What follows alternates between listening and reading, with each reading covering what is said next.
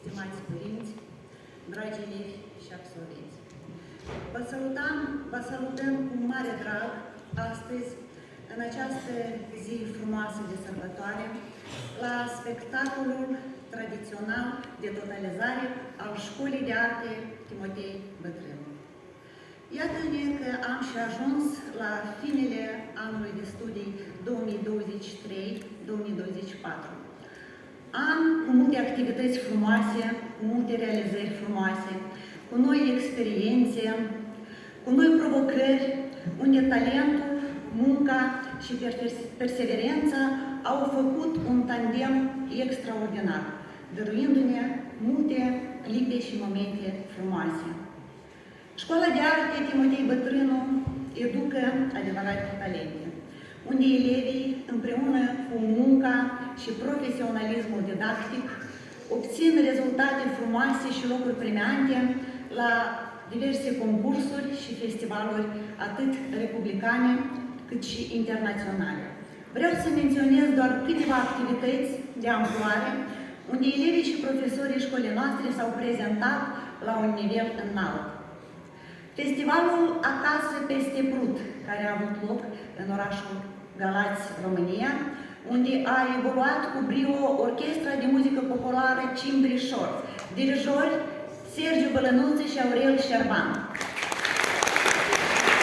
De asemenea, evoluarea cu succes a orchestrei a avut loc la Festivalul Concurs Regional al Orchestrelor de Muzică Populară Vasile Mișcoi, orașul Lova. Aplauze pentru Orchestra de Muzică Populară Cimbrișor.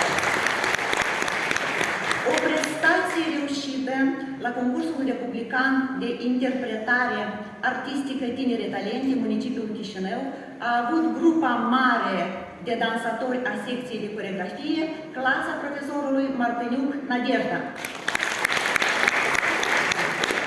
În cadrul concursului internațional de interpretare instrumentală Nicolae Știuca, organizat în municipiul Cahul, s-au învrednicit cu diplome de onoare următorii elevi: Macari Maxim, Capița Cristian, Vrabie Codrin, Cociu Vlad, clasa profesorului Bălănuță Sergiu, maestru de concert Jentimir Aliona.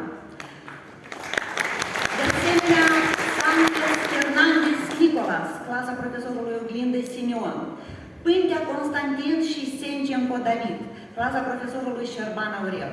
Felicitări tuturor și multe succese în continuare!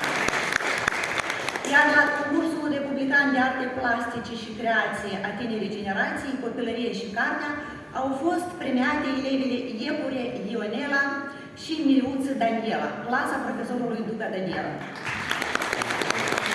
În acest context aduc mulțumiri și felicitări colectivului pedagogic pentru munca prodigioasă depusă zi de zi la educația muzical-spirituală a tinerii generații. Munca enormă prestată cu mare dăruire și dedicație la promovarea imaginii instituției noastre.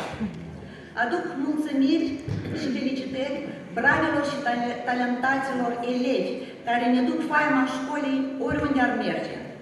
Respect și admirație tuturor pentru rezultatele frumoase obținute.